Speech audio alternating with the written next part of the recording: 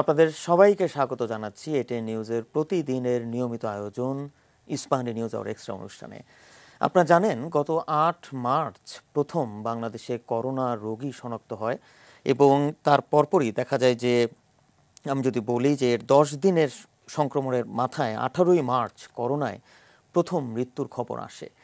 এবং আপনাদেরকে একটু জানিয়ে রাখি যে নিশ্চয় আপনারা জানেন যে গত ২৪ ঘন্টায় বাংলাদেশে করোনা আক্রান্ত হয়ে মারা গেছেন আরও ৪২ জন এবং সুস্থ, যেটি একটি সুখবর যে ২ লাখ ছাড়ালো সুস্থের সংখ্যা, যা অর্থাৎ যারা করোনা আক্রান্ত হয়ে গিয়েছিলেন এর মধ্যে যারা সুস্থ হয়েছেন সেই সুস্থতার সংখ্যা আমি বলছি। তবে সবচেয়ে বড় যে খবর পত্রপত্রিকা গণমাধ্যমের যে খবর সেটি হচ্ছে যে গত ৩ সপ্তাহ ধরে দেশে করোনায় মৃত্যু ঊর্ধ্বমুখী। সার্বিকভাবে কেন এই বিষয়গুলো ঘটছে এবং বাংলাদেশের সার্বিক করোনা পরিস্থিতি কোন দিকে যাচ্ছে তাই আমরা একটু জানার চেষ্টা করব আমাদের আজকের আয়োজনে। আমরা শিরোনাম রেখেছি কমছে না করোনা। এ বিষয়ে আলোচনা করার জন্য আমাদের সঙ্গে যারা সংযুক্ত রয়েছেন চলুন আপনাদেরকে একটু পরিচয় করিয়ে দিই। আমাদের সঙ্গে আছেন আইইডিসিআর এর সাবেক প্রধান বৈজ্ঞানিক কর্মকর্তা ডাক্তার মোহাম্মদ মুশতাক হোসেন, স্বাগত জানাচ্ছি আপনাকে। আছেন জনস্বাস্থ্য বিশেষজ্ঞ ডাক্তার তৌফিক জোয়ারদার, আছেন স্কয়ার হাসপাতালের এনআইসিইউ প্রধান অধ্যাপক ডাক্তার আফতাব ইউসুফ রাজ, আপনাকেও স্বাগত জানাচ্ছি। এবং রয়েছেন যুক্তরাজ্য থেকে আমাদের সঙ্গে সংযুক্ত হয়েছেন যুক্তরাজ্যের কেন্ট থেকে queen Elizabeth the queen mother হসপিটালের জেরিয়াট্রিক মেডিসিন বিভাগের স্পেশালিস্ট রেজিস্ট্রার ডাক্তার ইসমত কবির, আপনাকেও স্বাগত জানাচ্ছি ডাক্তার ইসমত কবির, এবং ধন্যবাদ জানাচ্ছি বিশেষ করে সুদূর যুক্তরাজ্য থেকে আমাদের সঙ্গে যুক্ত হওয়ার জন্য। আমি প্রথমেই একটু যে বিষয়টি আমাদের দর্শকদের কাছে জানাচ্ছিলাম সেই বাংলাদেশের যে করোনা পরিস্থিতি, একটু আমরা যদি worldometer.info অনুসারে সারা বিশ্বের এই মুহূর্তের করোনার পরিস্থিতি একটু আপনাদেরকে জানাতে চাই। আমরা দেখতে পাচ্ছি ঠিক এই মুহূর্তে আপনারা জানেন যে গতকালই করোনায় আক্রান্তের সংখ্যা ২.৫ কোটি ছাড়িয়েছে সারা বিশ্বে worldometers.info অনুসারে, এবং ঠিক এই মুহূর্তে করোনায় আক্রান্তের সংখ্যা ২,৫২,৪৮,৩৭১ জন আমরা ঠিক এই মুহূর্তে দেখতে পাচ্ছি। এবং যদি মৃতের সংখ্যা আমরা দেখি worldometers.info অনুসারে ঠিক এই মুহূর্তে মৃতের সংখ্যা ৮,৪৭,৯১৯ জন। প্রতিনিয়তই কিন্তু এই সংখ্যা বাড়ছে। আমরা জানি না যে কোথায় গিয়ে এই সংখ্যা শেষ হবে বা এই পরিস্থিতি থেকে উত্তরণ হবে। আমরা একটু জানার চেষ্টা করব আমাদের সঙ্গে যে বিশেষজ্ঞরা রয়েছেন। আমি প্রথমেই একটু ডাক্তার মোহাম্মদ মুশতাক হোসেন আপনাকে দিয়েই শুরু করতে চাই। আসলে সার্বিকভাবে আপনি নিশ্চয়ই জানেন যে গত ২৪ ঘন্টায় বাংলাদেশে আরও ৪২ জন মারা গেছেন। সার্বিকভাবে কোন দিকে যাচ্ছে বাংলাদেশের করোনা পরিস্থিতি? ধন্যবাদ। হ্যাঁ, এটি আমাদের প্রথমে জেনে নেওয়া দরকার আমরা কি অবস্থায় আছি, তার রোগতাত্ত্বিক চিত্রটা কি। গত ৩ সপ্তাহ ধরে করোনার শনাক্তের হারটা শতকরা ২০-এর নিচে যাচ্ছে মোটামুটি, যেটি তার আগে শতকরা ২০-এর উপরে ছিল, মাঝে মাঝে ২৫ পর্যন্ত উঠেছে। তো প্রথম দিকে তো ১৫% পর্যন্ত ছিল, মে মাস থেকে এটা বেড়েছে। তো এক্ষেত্রে বলা যাচ্ছে কিছুটা নিম্নগামী, তবে পরপর ৩ সপ্তাহ নিম্নগামী না বললে বোঝা যাবে না। তবে কথা আছে যে অন্তত পক্ষে বাংলাদেশের যে জনসংখ্যা এবং কমিউনিটি ট্রান্সমিশন, সেক্ষেত্রে একটা ধারণা করা যায় যে আমাদের কারিগরি পরামর্শক কমিটিও বলেছে প্রতিদিন অন্তত ২০,০০০ বা তার বেশি যদি পরীক্ষা করা হয় তাহলে একটা স্থিতিশীল ভাবে আমরা প্রবণতা বুঝতে পারবো। মাঝখানে করোনা পরীক্ষা একেবারেই কমে গিয়েছিল, সেটা এখন একটু বেড়েছে, ১০,০০০-এর বেশি হচ্ছে। তবুও আজকে বন্ধ ছিল, গতকাল বন্ধ ছিল বেশ প্রায় সারা বাংলাদেশে ৯২টি ল্যাবরেটরির মধ্যে গোটা ২০ ল্যাবরেটরি শুক্রবারে বন্ধ ছিল, আজকেও কিছু কিছু খুলেছে। সেটা একটা বিষয়, আর মানুষের জন্য আসছে না। তবে যাই হোক, কিন্তু মৃত্যুর সংখ্যার বিষয়ে আমার যেটা ব্যাখ্যা বা আমি যেটা বুঝেছি রোগতত্ত্ব নিয়ে কাজ করার কারণে, এখানে অন্যান্য বিশেষজ্ঞরাও আছেন, সেক্ষেত্রে করোনায় মৃত্যু যাদের হচ্ছে তারা কিন্তু আজকে যারা সংক্রমিত হচ্ছেন তারা কিন্তু আজকে মৃত্যুবরণ করছেন না, খুব ব্যতিক্রম ছাড়া। তারা সাধারণত ৩ সপ্তাহের মাথায় সংক্রমিত হওয়ার ৩ সপ্তাহ পর থেকে যারা খুব জটিল রোগী বা গুরুতর অসুস্থ রোগী তাদের একটা পরিণতি বা প্রভাব দেখি আমরা। কাজে আজকে যারা মৃত্যুবরণ করছেন বা এই সপ্তাহ ধরে যারা মৃত্যুবরণ করছেন, তারা ঈদুল আজহা এবং তার পরবর্তী সময় সংক্রমিত হয়েছেন ধরে নেওয়া যাবে। আরো অনেক পুরনো রোগী আছেন যারা হয়তো অনেকদিন ধরে অসুস্থ আছেন। তবে এটা একটা মোটামুটি বলা যায় যে ঝুঁকিপূর্ণ ভাবে যদি করোনার বা জীবাণুর সংস্পর্শে আসে, ভাইরাসের সংস্পর্শে আসে, তার 2 সপ্তাহের মাথায় তার সংক্রমণের হারটা প্রবণতা বোঝা যায়। এবং গুরুতর অসুস্থ রোগী তারা তাদের সেই যদি কোনো খারাপ পরিণতি হয় সেটা 3 সপ্তাহের মাথায় বলা যায়। আজকে আমরা গত সপ্তাহ ধরে দেখছি করোনা সংক্রমণের একটু নিম্ন গতি, সেটার প্রভাব যদি অব্যাহত থাকে তাহলে আর 2 সপ্তাহ পরে আমরা মৃত্যু হারে প্রভাব দেখতে পাবো। এবং এটা তো ঠিক যে প্রথম যে শর্তটা মৃত্যু কমানো তা হচ্ছে সংক্রমণ কমানো। তারপরে তো দ্বিতীয় শর্ত হচ্ছে যারা সংক্রমিত হয়েছে, ল্যাবরেটরি পরীক্ষায় নিশ্চিত প্রমাণিত হয়েছে, তাদেরকে স্বাস্থ্য বিভাগের পক্ষ থেকে প্রত্যেককে ফলো আপ করা উচিত। ফলো আপ মাঝখানে খুবই এলোমেলো ছিল, এখন ফলো আপ করা হচ্ছে, তবে এখনো পর্যন্ত শতকরা 100 জনকে ফলো আপ করা যাচ্ছে না। এবং আরটিপিসিআর শনাক্তের বাইরে অনেক মৃদু লক্ষণযুক্ত রোগী আছে যারা জীবন জীবিকার কারণেই হোক বা উদাসীনতার কারণে হোক তারা সেই রোগ নিয়ে, জ্বর নিয়ে তারা কাজ করছে, প্যারাসিটামল খেয়ে তারা কাজে যাচ্ছে। কারণ কাজে না গেলে তার চাকরি চলে যাবে, তার খাওয়া বন্ধ হবে, তার পরিবার না খেয়ে থাকবে। এখানেও কিন্তু আমাদেরকে আবার দেখতে হবে যে আমাদের কর্তৃপক্ষের পক্ষ থেকে তাদেরকে সরকারিভাবে আইসোলেশনে নিতে হবে, সরকারিভাবে কোয়ারেন্টাইনে নিতে হবে যারা পরিবারের সদস্য, নাহলে কিন্তু সংক্রমণটা নিয়ন্ত্রণ করা যাবে না। জি, এভাবে যদি আমরা গা ছেড়ে দিই নিশ্চয়ই আমরা সংক্রমণের হারটা নামাতে পারবো না। অন্তত পক্ষে শনাক্তের হার শতকরা 5-এর নিচে যদি আমরা নামিয়ে রাখি পরপর 3 সপ্তাহ, এবং টেস্ট যদি আমরা 20,000-এর বেশি করি, তাহলেই বলতে পারবো করোনাকে আমরা আপাতত নিম্নগামী করতে জি। পেরেছি। আবারও আসবো ডাক্তার মোহাম্মদ মুশতাক হোসেন আপনার কাছে। আমি একটু ডাক্তার তৌফিক জোয়ারদার আপনার কাছে একটু আসতে চাই। আহ, একটি পত্রিকার খবরে আমরা দেখলাম যে গতকাল শেষ হওয়া সংক্রমণের 25তম সপ্তাহে প্রতিদিন গড়ে প্রায় 43 জনের মৃত্যু হয়েছে করোনায়। এবং আপনি নিশ্চয়ই জানেন যে গত 24 ঘন্টায় আজকে যেই খবরটি এসেছে যে গত 24 ঘন্টায় দেশে আরো করোনায় 42 জনের মৃত্যু হয়েছে। একসময় কিন্তু এই বিষয়টি ছিল যে আমরা দেখছিলাম মৃত্যুর সংখ্যা কম ছিল, এবং দেখছি যে গত প্রতিদিন এখন কিন্তু গড়ে 43 জনের মতো মারা যাচ্ছে করোনায় সংক্রমিত হয়ে। এবং আপনি নিশ্চয়ই জানেন যে পার্শ্ববর্তী দেশ ভারত ঠিক এই মুহূর্তে করোনায় সংক্রমণের দিক থেকে বিশ্বের 3য় অবস্থানে রয়েছে এবং বাংলাদেশের অবস্থান 15তম। কেউ কেউ শঙ্কা করছেন যে খুব অচিরেই হয়তো বাংলাদেশ আরো উপরের সারিতে উঠবে করোনা সংক্রমণের দিক থেকে। কিভাবে দেখছেন বিষয়টিকে? হ্যাঁ, আমি ডক্টর মুশতাক হোসেনের সাথে একমত পোষণ করি। এখন আমরা যে চিত্রটি আসলে মৃত্যুর দেখতে পাচ্ছি সেটা আসলে একটা পুরনো, আগে যারা আক্রান্ত হয়েছে তাদের চিত্রটা আমরা দেখতে পাচ্ছি।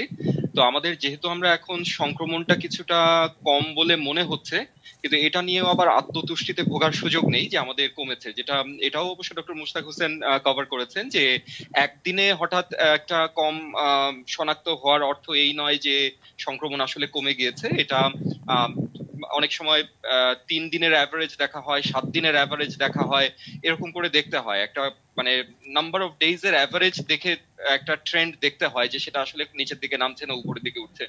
তো সেরকম অ্যাভারেজ এখনো কিন্তু আমাদের এক ধরনের প্লেটোর মতো একটা অবস্থায় আমরা দেখতে পাচ্ছি, অর্থাৎ একইভাবে আক্রান্ত হয়ে যাচ্ছে। কাজেই নিচের দিকে আজকে একটু শনাক্ত কম, তার অর্থ এই নয় যে আমাদের কার্ভটা নিচের দিকে নেমে গিয়েছে, এরকম মনে করার কোনো কারণ নেই। আর মৃত্যুর একটা বিষয় কি যে আগে অনেক মানুষ মানে শনাক্ত হচ্ছিল এবং অনেক মানুষ হাসপাতালে আসছিল। এখন যদি আপনি দেখেন যে হাসপাতালে কিন্তু খুব বেশি মানুষের চাপ সেভাবে নেই, তো আমরা ধরে নিতে পারি যে যারা আসছেন তারা কিন্তু এক ধরনের মানে যাদের খুব এক্সারবেশন হয়েছে, যাদের অবস্থার খুব অবনতি হয়েছে, এই ধরনের মানুষরাই কিন্তু হাসপাতালে আসছেন। এবং এই জাতীয় মানুষগুলোকে বাঁচানো কিন্তু একটু ডিফিকাল্ট হয়ে দাঁড়ায় আর কি, যে কোনো রোগের ক্ষেত্রে এটা, এবং কোভিড এর ক্ষেত্রে আরো বেশি, যেহেতু এটার স্পেসিফিক কোনো ট্রিটমেন্ট আমাদের হাতে নেই। কাজে আমরা যে মৃত্যুটা দেখতে পাচ্ছি এটা আসলে মানে ওইভাবে পার্সেন্টেজ দিয়ে চিন্তা করলে হবে না যে কতজনের মধ্যে কতজন আক্রান্ত হলো, কতজন মারা গেল। মূলত এটা যে চিত্রটা আমরা দেখতে পাচ্ছি সেটা হচ্ছে যে মানুষ অনেক বেশি মানে এফেক্টেড যারা হচ্ছেন তারাই হাসপাতালে আসছেন এবং তারাই আসলে মৃত্যুর শিকার হচ্ছেন। তো বেসিক্যালি এই চিত্র যেটা আমরা দেখছি 42-43 যে চিত্রটা আমরা দেখতে পাচ্ছি সেগুলো সেই চিত্রটি আসলে তুলে ধরছে যে অনেক মানে খারাপ অবস্থায় রোগী হাসপাতালে আসছে এবং তারা প্রচুর পরিমাণে মারা যাচ্ছে। আমি একটু যোগ করি ডাক্তার তৌফিক জোয়ারদার আপনার সঙ্গে, বিশেষ করে বাংলাদেশ পিস অবজারভেটরি বিপিওর একটি তথ্য অনুযায়ী যেটা বলা হচ্ছে যে করোনার উপসর্গ নিয়ে আগস্টের 15 তারিখ পর্যন্ত তারা যে বিভিন্ন পত্রপত্রিকার হিসাব করে তারা দেখেছে যে আগস্টের 15 তারিখ পর্যন্ত করোনার উপসর্গ নিয়ে সারা বাংলাদেশে 2110 জনের মৃত্যু হয়েছে। এই হিসাবটিও কি আমাদের আমলে আনা উচিত? না, এখন ওইটা তো আসলে ডায়াগনোজ বা কনফার্ম ডায়াগনোজড কেস না। একটা প্রশ্ন আসে ডেটা নিয়ে দুর্বলতা, এটা শুধুমাত্র বাংলাদেশের না। এখন কেউ যদি দাবি করে যে বাংলাদেশের ডেটা হচ্ছে বেস্ট ডেটা, সেটাও যেমন একটা অন্যায় দাবি হবে, আবার বাংলাদেশের ডেটা একেবারেই নির্ভরযোগ্য না এটা বলাটাও আসলে সায়েন্টিফিক হবে না। এর মাঝামাঝি কোনো একটা জায়গায় আমরা অবস্থান করছি। সারা পৃথিবীর লো এন্ড মিডল ইনকাম কান্ট্রিগুলোর ডেটা নিয়ে এই সমস্যা রয়ে গিয়েছে। তো পিস অবজারভেটরি থেকে যে দাবিটা তারা করছেন, এটাকে আমাদের অবশ্যই আমলে নিতে হবে। এটা যারা ডিসিশন মেকিং করছেন তারা হয়তো এটা নিয়ে চিন্তা ভাবনা করবেন, কিন্তু ওইটাকে আসলে একটা প্রামাণ্য ধরে নেয়ার কোনো আসলে বিজ্ঞানসম্মত কোনো কারণ নেই। আমাদের হাতে যে ডেটাটা আছে সেই ডেটাটা কতটা ইমপ্রুভ করা যায় সেটা নিয়ে চেষ্টা করতে হবে, এবং ডিসিশন গুলো আসলে এক্সিস্টিং যে ফর্মাল যে ডেটা আমরা ওই যে corona.gov.bd থেকে আমরা যে ডেটাটা পাচ্ছি, বা আইইডিসিআর থেকে যে ডেটাটা আমরা কনফার্ম পাচ্ছি, ডিজি হেলথ থেকে যেটা পাচ্ছি, সেটার উপর নির্ভর করে আমাদেরকে আসলে মূল সিদ্ধান্তটা নিতে হবে। তবে যে ইনফর্মাল যে সোর্স গুলো আছে সেগুলোকে 100% ইগনোর করার কিছু নেই, সেটা আমি বলছি না, কিন্তু ওটাকে আসলে প্রামাণ্য ধরে নেওয়ারও কোনো সুযোগ নেই আসলে বিজ্ঞানসম্মত দৃষ্টিকোণ। এখানে একটা বিষয় ডাক্তার তৌফিক জোয়ারদার, অনেকেই তো বলছেন যে আসলে কেউ কেউ শঙ্কাও প্রকাশ করছেন যে এই যে আমরা স্বাস্থ্য অধিদপ্তর থেকে যে ডেটাটা পাচ্ছি বা অন্যান্য সোর্স থেকে যে ডেটাটা পাচ্ছি, এটা আসলে কতটুকু আমরা যদি রিসার্চ অথবা যদি প্রেডিকশন যাই করি না কেন সামনের দিকে যদি তাকাতে চাই, এটা কতটুকু আমাদেরকে সাহায্য করবে? এখন মানে আপনার হাতে যা আছে সেটা নিয়ে আপনাকে আসলে সিদ্ধান্ত নিতে হবে। এখন যে কথাটা আমি আগেও বলেছি যে আমাদের দেশে শুধু এটা কোভিড এর সময় থেকে না, তার অনেক আগের থেকে আমাদের ডেটা নিয়ে অনেক ইমপ্রুভমেন্ট হয়েছে, কিন্তু তারপরেও কিন্তু অনেক সীমাবদ্ধতা রয়ে গিয়েছে। তো সেই সীমাবদ্ধতার একটা রিফ্লেকশন আমরা আমাদের কোভিড এর ডেটাতেও যে দেখবো সেটাই স্বাভাবিক। কাজেই সীমাবদ্ধতা আমাদের আছে, আমাদের ডেটায় সীমাবদ্ধতা আছে, কিন্তু ডিসিশন মেকিং এর ক্ষেত্রে আপনি কোনো মানে এইটার উপরে এই আমাদের প্রেসার, মানে আমরা তো আসলে সরকারের সাথে কাজ করি না, আবার আমরা এক ধরনের প্রেসার গ্রুপের মতো, একটা সিভিল সোসাইটির যদি আমরা প্রতিনিধি হই, আমাদের চেষ্টা করতে হবে ডেটার মান, গুণগত মান কিভাবে উন্নয়ন করা যায়, কিভাবে ট্রান্সপারেন্সি বাড়ানো যায়, কি প্রক্রিয়ার ডেটাটা আসছে তারা যেন একটা সঠিক ডেটা আমাদের সামনে তুলে ধরেন, এই প্রেসারটা সবসময় তাদের উপর জারি রাখতে হবে, অর্থাৎ যারা সরকারে আছেন। তো তাহলে একটা একদম অ্যাবসলিউট একটা ভালো পিকচার আমরা পৃথিবীর করে একটা খুব উন্নত দেশেও যে আমরা খুব ভালো ডেটা পাচ্ছি তা না, কিন্তু এই চাপটা বজায় রাখাটা মিডিয়ার পক্ষ থেকে, সিভিল সোসাইটির পক্ষ থেকে জারি রাখাটা হচ্ছে জরুরি, যেন তারা একটা তাগিদ অনুভব করেন যে না, আমার ডেটাটা খুব ভালো হতে হবে, আমি প্রচুর পরিমাণে আমাকে টেস্ট করতে হবে, এবং আমি যে ডেটাটা পাচ্ছি সেটার ব্যাপারে আমার 100% ট্রান্সপারেন্সি বজায় রাখতে হবে। এই চাপটা বজায় রাখা আমাদের জন্য জরুরি আর কি, এবং এইটার উপরে আমাদের আসলে নির্ভর করে প্রেডিকশন গুলো করতে হবে। এছাড়া কোনো উপায় আমাদের হাতে নেই, অল্টারনেটিভ আমি আসলে কিছু সাজেস্ট করতে পারবো না। আমি আবারও আসবো আপনার কাছে, একটু অধ্যাপক ডাক্তার আফতাব ইউসুফ রাজ আপনার কাছে আসতে চাই। আপনি যেহেতু স্কয়ার হাসপাতালে আছেন, এই যে মার্চের 8 তারিখে বাংলাদেশে প্রথম করোনা শনাক্ত হলো রোগী, এবং আজ আগস্টের 30 তারিখ, এই কয়েক মাসে যে পরিস্থিতি, আপনার মূল্যায়ন কি? আসলে বাংলাদেশে করোনা পরিস্থিতি কোন দিকে যাচ্ছে? অত্যন্ত গুরুত্বপূর্ণ একটা প্রশ্ন। আসলে সবার মনেই এখন কোশ্চেনটা যে বাংলাদেশে কি এটা ফার্স্ট ওয়েভের একটা ডেক্লাইনিং ফেজ, মানে কি আস্তে আস্তে কমে আসছে, না এটা আবার সেকেন্ড ওয়েভ এর দিকে আমরা যাচ্ছি, না এটা মাঝে মাঝে যে একটু কেস আমরা নাম্বার বেশি পাচ্ছি, যেটা আমরা সাথে যে মৃত্যু একটু বেশি পাচ্ছি, এটা কি স্পোরাডিক কিছু প্যাচি কিছু নাম্বার অফ কেস বেশি হচ্ছে কিনা। বিকজ আমাদের বিভিন্ন কারণে, অর্থনৈতিক কারণে হোক, লোকজন প্রায় 5-6 মাস হয়ে গিয়েছে বাড়ির মধ্যে আটকে বসে আছে, তারাও আর আগের মতো এরকম বাসায় থাকতে চাচ্ছে না। ইকোনমি একটি বিরাট ফ্যাক্টর, কিছু ওপেন আপ হচ্ছে, এবং ওপেন আপ হলে কিন্তু কিছুটা স্পোরাডিক বা প্যাচি ইনক্রিজ অফ কেস হবে, এটা কিন্তু এক্সপেক্টেড। তা আমার ব্যক্তিগত, আমি ডাটা তো অবশ্যই স্ট্যাটিস্টিক্স একটা গুরুত্বপূর্ণ ভূমিকা পালন করে, বলে আমার চেম্বার যে অভিজ্ঞতা সেটা থেকে মনে হচ্ছে আমার যে নাম্বার অফ কেস এবং সিভিয়ারিটি অফ দ্য কেস দুটাই কিন্তু কিছুটা কমের দিকে। মে মাসে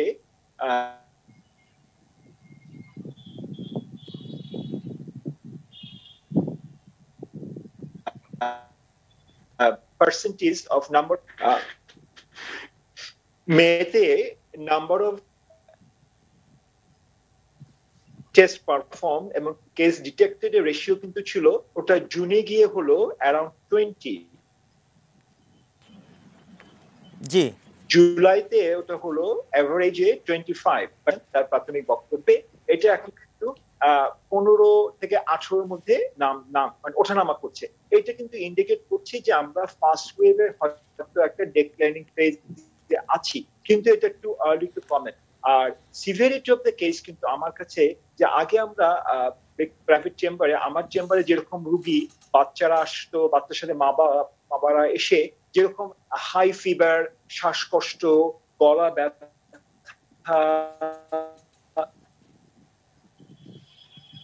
প্রচন্ড দুর্বলতা, এই সমস্ত সিমটম নিয়ে আসতো, আমরা দেখছি আমরা পজিটিভ কেস পাচ্ছি এবং আর সিমটম পেলেও কিন্তু আমরা খুব কম পাচ্ছি। এবং আজকেও আমার চেম্বারে বাবা মা এবং একটা বাচ্চা এসেছিল 10 বছরের,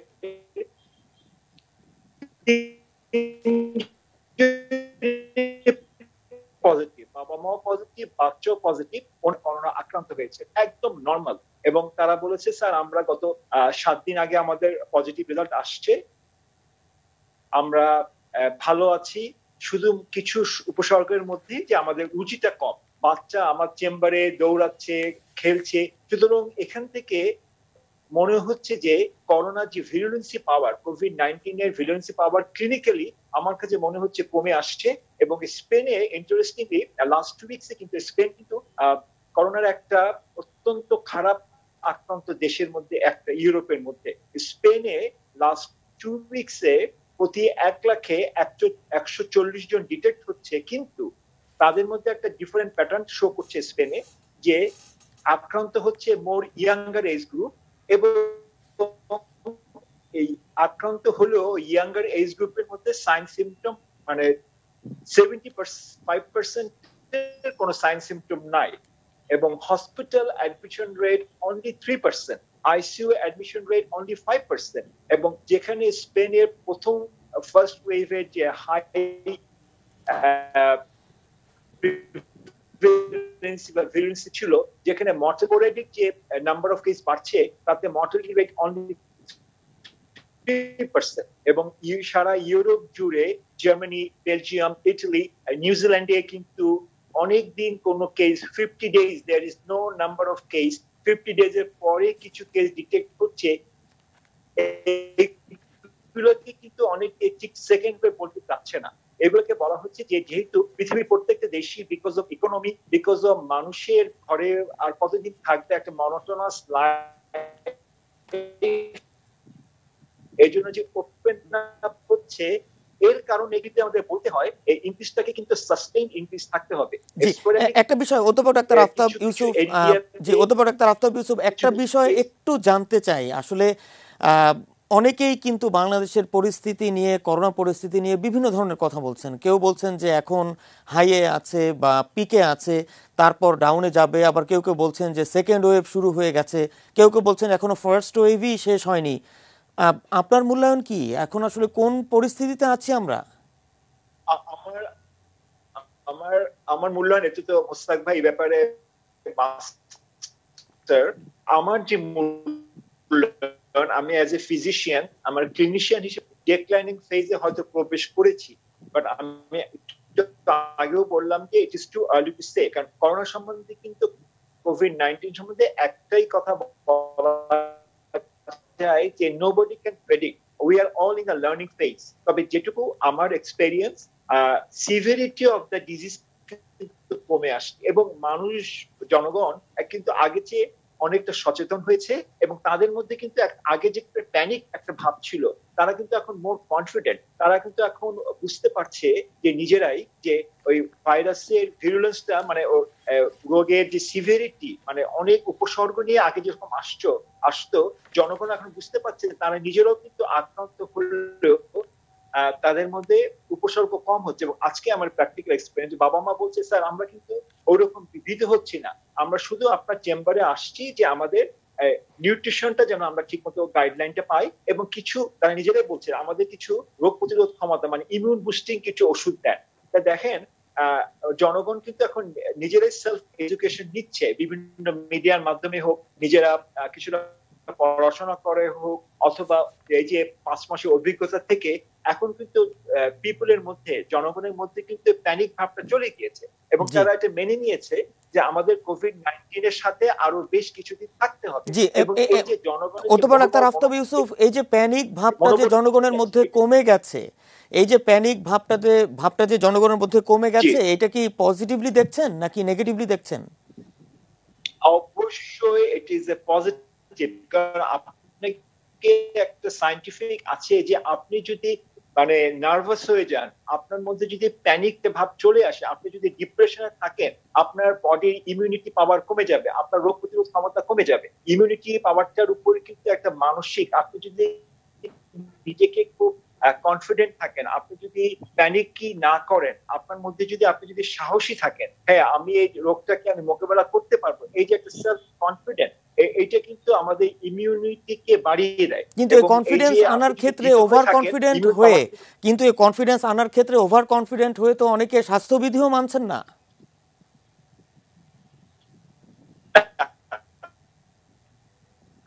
আমি কোনো কিছু আবার access of anything is bad, আমি সেটা বলছি না। আমি বলছি যে জনগণের মধ্যে যে একটা দুর্যোগ মোকাবেলা, করোনা কোভিড-19 তো অনেকে বলছে যে দ্বিতীয় বিশ্বযুদ্ধের পরে এরকম ডিজাস্টার ওয়ার্ল্ডে হয়নি, কিন্তু এইটাকে যে মোকাবেলা করা যে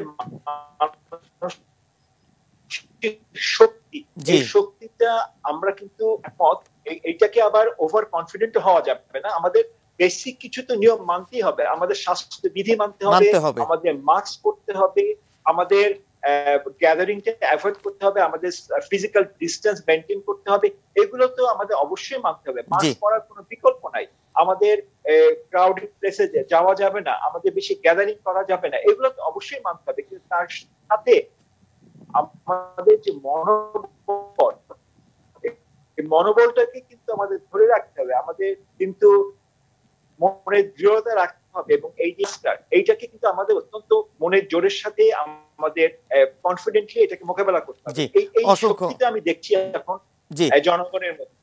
জনগণের মধ্যে। আমরা আবারও আসবো আপনার কাছে, একটা ছোট্ট বিরতিতে যেতে হবে, বিরতির পর আমরা বিশেষ করে যাব ডাক্তার ইসমত কবিরের সঙ্গে, যিনি যুক্তরাজ্য থেকে আমাদের সঙ্গে যুক্ত রয়েছেন, একটু জানার চেষ্টা করব বিভিন্ন বিষয়ে তার কাছ থেকে। আমরা আশা করছি আমাদের সঙ্গেই থাকবেন।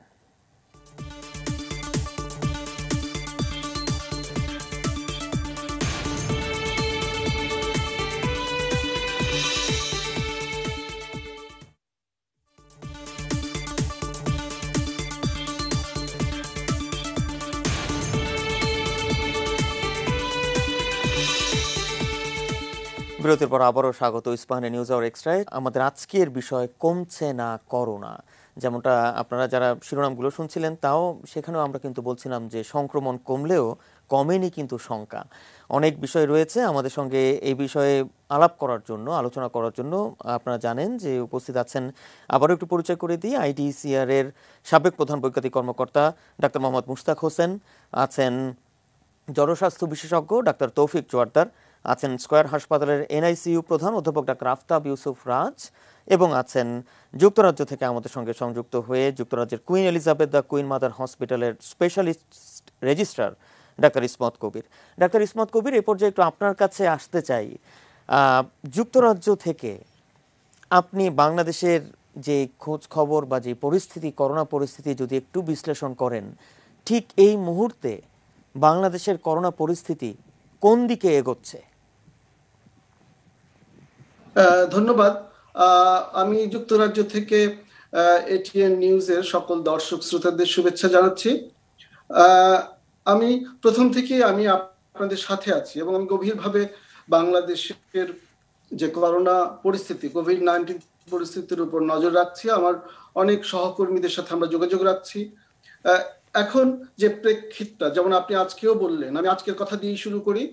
আজকে ইতিমধ্যে জরুরি যেসব কথাবার্তা সেসব ডক্টর মুস্তাক হোসেন বলেছেন, ডক্টর তৌফিক জোয়ারদার বলেছেন এবং আমার বন্ধু ডক্টর আফতাব ইউসুফ রাজও বলেছেন। আমি সাথে যে জিনিসটা যোগ করতে চাই, আমরা যদি মৃত্যুর দিকে তাকাই, যে আজকে 42 জন মৃত্যুবরণ করেছেন, তার মধ্যে বয়স যদি ভাগ করি আমরা দেখতে পাচ্ছি যে তার মধ্যে 24 জনই হলেন 60 বছরের বেশি। তা আমরা যদি দেখি যে কোভিড-19 মূল লক্ষ্য কারা, মূল শিকার কারা, তারা কিন্তু বয়স্করা। প্রথম যে বৈষম্যটা সেটা আসে বয়স্করা।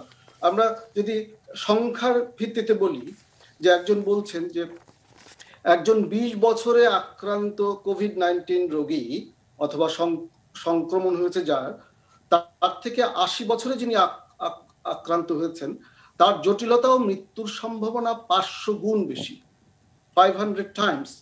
আর যদি বয়সটা 40 হয় এবং 80, তাহলে সেটা হলো 7 গুণ বেশি, অন্তত অনেকে বলছেন 20 গুণ। এই হলো বয়সের একটা ব্যাপার। তারপরের যে বৈষম্যটা আসছে সেটা হলো পুরুষরা বেশি আক্রান্ত হচ্ছেন। এটা আমরা সবসময় দেখে আসছি যে বাংলাদেশেও এটা ব্যতিক্রম না অন্যান্য দেশের থেকে। সাথে আছে যে অন্যান্য কোমরবিডিটিস, আনুষঙ্গিক অসুখগুলো, যেমন যদি কারো ডায়াবেটিস থাকে, কারো যদি হার্টের অসুখ থাকে, হৃৎপিণ্ডের অসুখ থাকে, কারো যদি মেদ বাহুল্য থাকে, তাহলে এখানে যেটা করা হয়েছে বা অন্যান্য দেশে করা হয়েছে, ডক্টর ইউসুফ রাজ ঠিকই বলেছেন যে স্পেনে আক্রান্ত বেশি হলেও মৃত্যু কমে যাচ্ছে, সেটা সারা দুনিয়া জুড়েই প্রবণতা। এটা কিন্তু একটা ব্যাপার হয়েছে যে আমরা এই যে যারা সহজ শিকার, যারা বয়স্ক, আমরা স্বাস্থ্য বৈষম্যর যে দিকগুলি চিহ্নিত করতে পেরেছি, তাদেরকে শিল্ডিং করা, তাদের ক্ষেত্রে একটা প্রতিরক্ষা তৈরি করা। আমরা বাংলাদেশে আমরা কি সেভাবে সেই বার্তাটা পৌঁছে দিতে পারছি যে না, আপনি 60 ঊর্ধ্ব মানুষ, আপনার ডায়াবেটিস আছে, আপনি পুরুষ মানুষ, আপনার কিন্তু অতিরিক্ত সচেতনতা দরকার। আপনি বাড়ির তরুণ কাউকে বাজারে পাঠান, তরুণ কাউকে বাইরে পাঠান, আপনি ঘরে থাকুন। আমরা যদি আমাদের ঘরের মধ্যে এরকম যদি শিল্ডিংটা করতে পারি, তাহলে যে এই প্রবণতা, আমরা 42 জনের মধ্যেই 24 জনই 60 ঊর্ধ্ব, যেমন আজকের কথা থেকেই বুঝতে পারছি, সেটা মনে হয় সেভাবে মৃত্যুটা আমরা কমিয়ে আনতে পারি। এটা একটা অন্য একটা দিক থেকে এটা বিবেচনা। আর তাছাড়া অন্যান্য জিনিসগুলি আছে, যে সামাজিক সচেতনতা। ডক্টর তৌফিক জোয়ারদার খুব চমৎকার করে বলেছেন যে আমাদের নির্ভীক আচরণ করলে করোনা কোভিড-19কে ড্যাম কেয়ার ভাব করার কিন্তু এখনো সময় আসেনি, আমরা করতে পারছি না। হার্ড ইমিউনিটির কথা যেটা বলা হচ্ছিল, সেটাও অনেক অনেক মূল্যের বিনিময়ে এটা অর্জন করতে হয়, অনেক মৃত্যুর বিনিময়ে, অনেক জটিলতার বিনিময়ে এটাকে অর্জন করতে হয়। তো সুতরাং সেদিকে আমরা যাওয়া সম্ভব না। সুতরাং এখন পর্যন্ত যে জিনিসগুলি আমরা জানি, যে মাস্ক ব্যবহার করা, সামাজিক দূরত্ব মেনটেন করা, এটা মেনে চলা, ঘন ঘন হাত ধোয়া, এবং যারা সহজ শিকার, যাদের ঝুঁকিপূর্ণ লোকজন,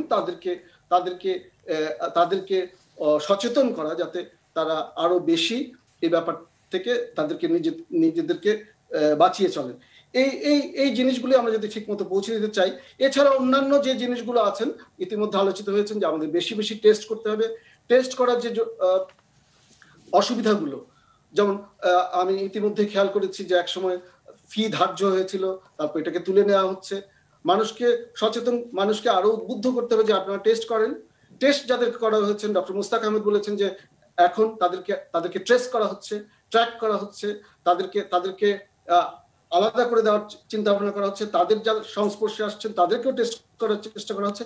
এটা খুব ভালো জিনিস। আমরা গত 6 মাসে 9 মাসে অনেক বেশি শিখেছি, সেইগুলো এখন কাজে লাগানোর সময়, শুধু বিশ্বের প্রেক্ষিতে না, বাংলাদেশের প্রেক্ষিতে। ডাক্তার ইসমত কবির, একটা বিষয় একটু জানতে চাই, সেটি হচ্ছে যে জি ডাক্তার ইসমত কবির, একটা বিষয় একটু জানতে চাই, সেটি হচ্ছে যে বিশ্বের অনেক দেশেই তো যেটি বলা হচ্ছে যে সেকেন্ড ওয়েভ চলছে।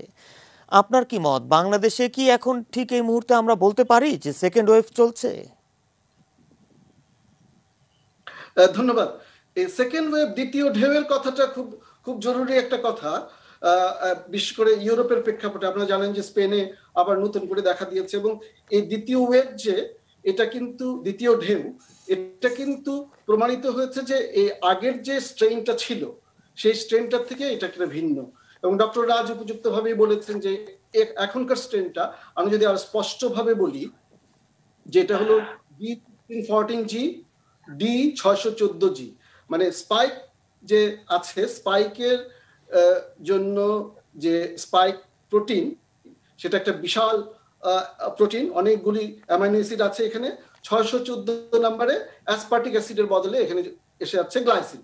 এতে করে যে পরিবর্তনটা আসছে, সংক্রমণ ক্ষমতা বেড়ে যাচ্ছে অনেক করোনা ভাইরাসের, যেটা আমরা ইতিমধ্যে খেয়াল করেছি, অনেকে বলছেন যে 10 গুণ বেড়ে যাচ্ছে, কিন্তু এরা কম মৃত্যু ঘটাচ্ছে, কিন্তু একটা বিষয় জটিলতা যে কিন্তু ডাক্তার ইসমত কবির, এই যে কম মৃত্যুর কথা আপনি বলছিলেন, আমরা যদি কয়েকদিন আগেও কিন্তু আমরা এই বিষয়ে আলোচনা করেছি এবং এটাও দেখেছি যে হ্যাঁ, কেউ কেউ বলছিলেন যে বাংলাদেশে করোনা ভাইরাসের 6 নম্বর স্ট্রেন বেশি ছড়িয়েছে এবং এই স্ট্রেনে মৃত্যুর হার কম।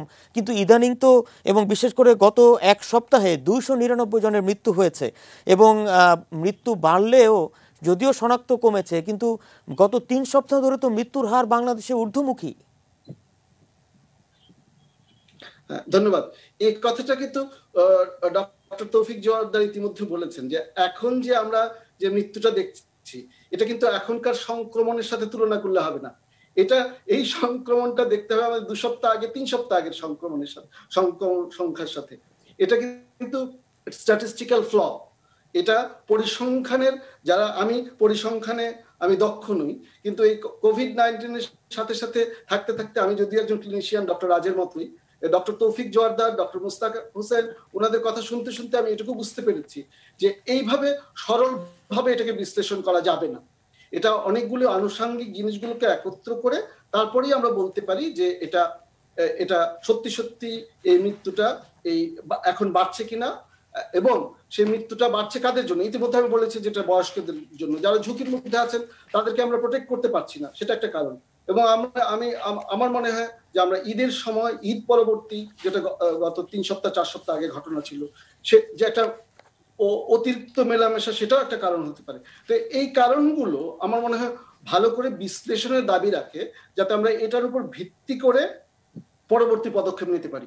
এখানে আরেকটা কথা উল্লেখযোগ্য, যে দ্বিতীয় ঢেউর যে কথাটা আসছে, এখানে দ্বিতীয় ঢেউর কথাটা স্পষ্টভাবেই বলা হচ্ছে, এটা দ্বিতীয় ঢেউ।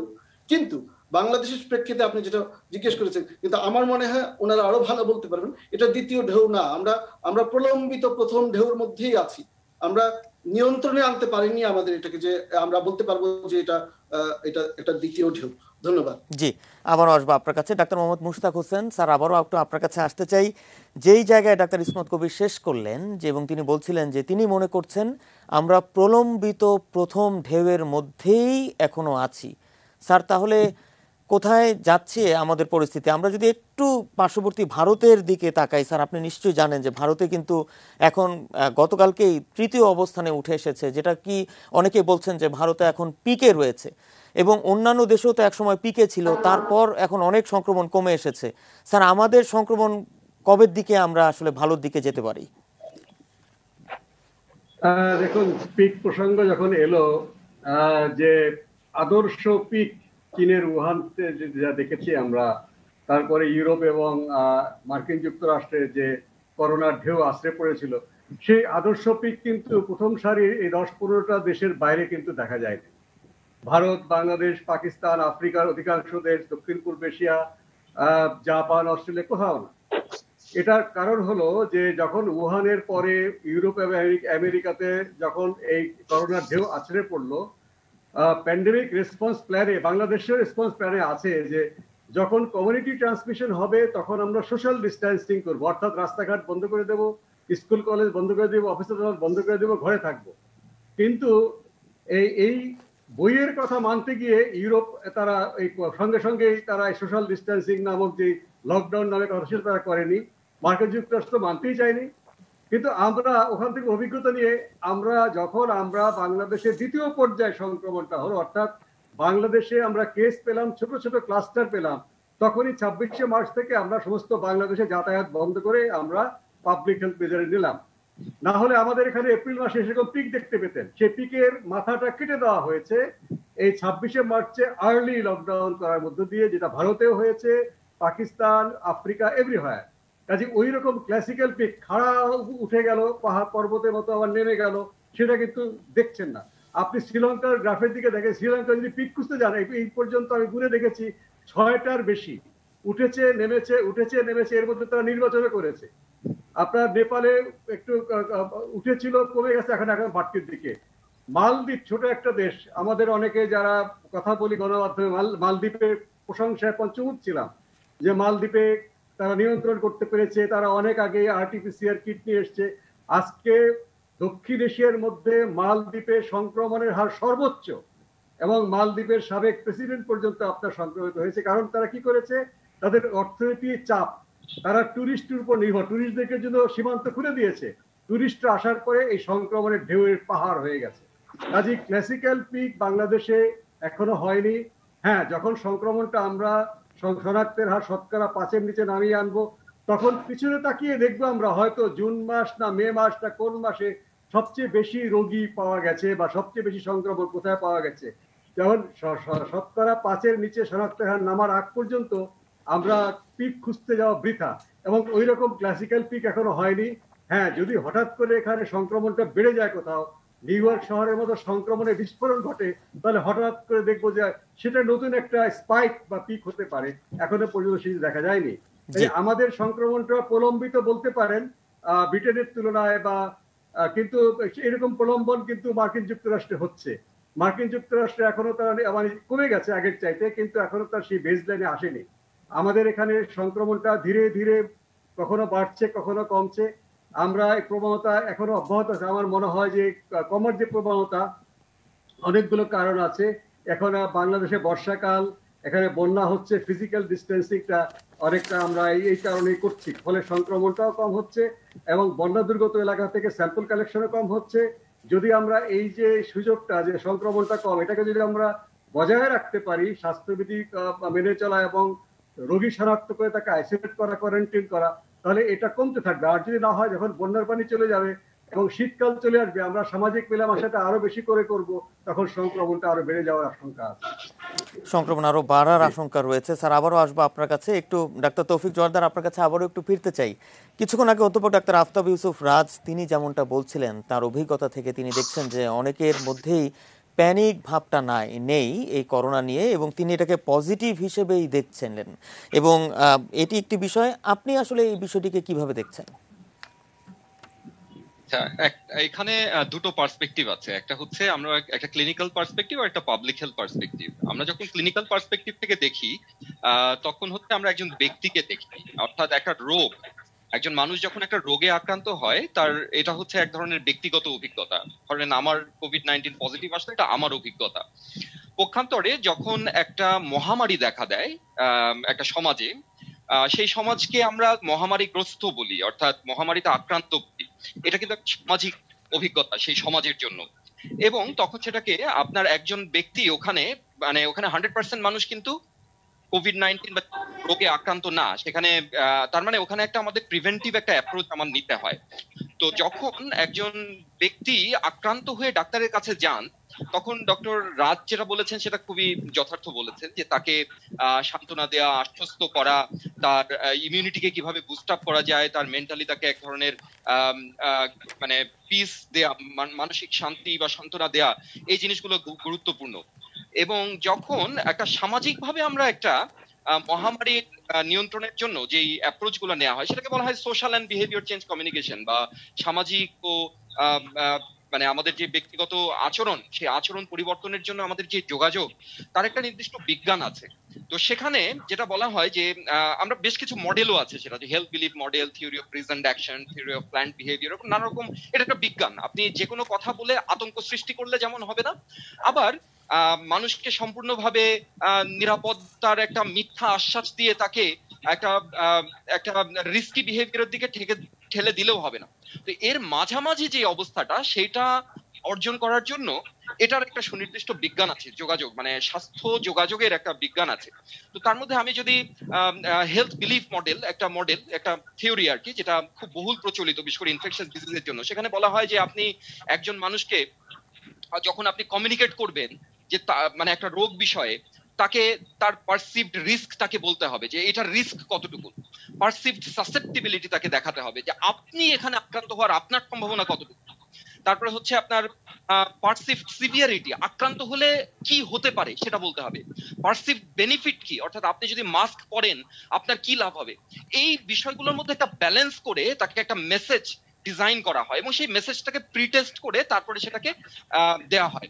তো এই জন্য আমি যেটা বলতে চাচ্ছি যে এই একটা বিজ্ঞানসম্মত যোগাযোগ, আমি আশা করি আমাদের যারা নীতি নির্ধারক আছে, আমি জানি না তারা কি করছেন ব্যক্তিগত, মানে ব্যক্তিগতভাবে জানি না তারা কি করছেন, তবে আমি আশা করব যে তারা একটা বিজ্ঞান বা scientific evidence based social and behaviour change communication strategy নিয়ে যদি তারা আগান, তাহলে তাদেরকে যেমন মানে খুব বেশি জনগণকে আতঙ্কগ্রস্ত করে একটা রং কোনো প্র্যাকটিসের মধ্যে দিয়ে ঠেলে দেওয়াটা যেমন অনুচিত হবে, কিন্তু একইভাবে তার perceived risk, perceived susceptibility, perceived severity, perceived benefit, সেগুলোর মধ্যে একটা ব্যালেন্স এনে একটা সুনির্দিষ্ট এভিডেন্স বেসড একটা কমিউনিকেশন তার সাথে আমাদের এস্টাবলিশ করতে হবে। আমি একটা কথা বলে শেষ করব, সেটা হচ্ছে যে আপনি যদি বাংলাদেশের বস্তিগুলোতে, আমি দেখেছি বেশ কিছু বস্তি এলাকায় কিছু ইন্টারভিউ দেখেছি আপনাদের চ্যানেলে, সেখানে মানুষজন বলছিলেন আরে আমরা মানুষ, আমাদের তো কোভিড হবে না। তো এই কথাটা আসলে বিজ্ঞানসম্মত না। কোনো মানুষ যদি মনে করে যে না আমি খেটে খাওয়া মানুষ বলে আমার কোভিড হবে না, this is a wrong perception. তার মানে তাকে কি আমার একটা ওই ভীতিটা তার ভিতরে ঢোকাতে হবে যে আপনার মাস্ক পরতে হবে, আপনি খেটে খাওয়া মানুষ বলে যে আপনি মাস্ক না পরলেই আপনার ট্রান্সমিশন হবে না, দিস ইজ নট ট্রু। তো এই ভীতিটা তার ভিতরে রাখাটা তার মানে হচ্ছে লাভজনক বা উপযোগী, প্রয়োজনীয়। আবার একটা মানুষকে যদি আমি এতটাই ভীতিগ্রস্ত করে ফেলি যে ভীতির কারণে সে যেমন তেমন বিভিন্ন রকম ওষুধ মজুদ করে খাওয়া শুরু করে দিচ্ছে, অ্যান্টিমাইক্রোবিয়াল রেজিস্ট্যান্স ডেভেলপ করে ফেলছে, সেটাও আবার সমস্যাজনক। তো এই জন্য একটা রাইট ব্যালেন্স, একটা ব্যালেন্সড অ্যাপ্রোচে যাওয়া, একটা এভিডেন্স বেসড অ্যাপ্রোচে যাওয়া, একটা বিজ্ঞানসম্মত অ্যাপ্রোচে যাওয়া, এটা হচ্ছে খুব গুরুত্বপূর্ণ। একটা বিষয় আমি যদি একটু সরাসরি আপনাকে জিজ্ঞেস করি ডাক্তার তৌফিক জোয়ারদার, এখন যে অ্যাপ্রোচটা চলছে আমাদের দেশে সরকারের পক্ষ থেকে, এটাকে কি আপনি ব্যালেন্সড অ্যাপ্রোচ মনে করছেন না? এখন কি অ্যাপ্রোচ চলছে আপনি এই যে স্বাস্থ্যবিধি যে মানার কমিউনিকেশনের ব্যাপারে সত্যিকার অর্থে আমি সেরকম কোনো আমি জানি না, হয়তো মুশতাক ভাই আরো ভালো বলতে পারবেন, কিন্তু আমি খুব মানে আমি যতদূর অ্যাওয়্যার আছি যে এখনো স্ট্র্যাটেজি নিয়ে কাজ হচ্ছে মিনিস্ট্রিতে, কিন্তু এখনো কিন্তু সেরকম খুব বেশি দেখা যাচ্ছে না। বিশেষ করে গ্রামাঞ্চলে যদি আপনি যান, এখনো মানুষ মেসেজগুলো চায়, যে মেসেজগুলো তার ভেতরে ডেলিভারি করা দরকার, সেই মেসেজগুলো এখনো কিন্তু মানুষের কাছে পৌঁছায়নি। আমাদের মেসেজিং এ একটা বড় প্রবলেম হচ্ছে, আমরা সবসময় মিডল ক্লাস, আরবান মিডল ক্লাসকে মাথায় রেখে আমাদের স্ট্র্যাটেজি গুলো ঠিক করি, কিন্তু বাংলাদেশে মোর দেন 67% মানুষ, 65% মানুষ কিন্তু গ্রামাঞ্চলে বসবাস করে। যেই কথাটা আমি বুঝবো সেই কথাটা হয়তো তারা বুঝবে না। তাদের উপযুক্ত মেসেজিং হচ্ছে কিনা সেটা বিষয়ে আমার আসলে এখনো সন্দেহ আছে। তার মানে এও না যে সরকার বসে আছে, তারা নিশ্চয়ই কাজ করছে, তবে এখনো দৃশ্যমান কোনো পরিবর্তন অ্যাটলিস্ট আমার চোখে পড়ছে না আর কি। জি, আবার আসবো আপনার কাছে। প্রিয় দর্শক, আমরা আছি ইস্পাহানি নিউজ আওয়ার এক্সট্রা একটা ছোট্ট বিরতি নিয়ে আবারও ফিরছে আলোচনায়, সঙ্গে থাকবেন।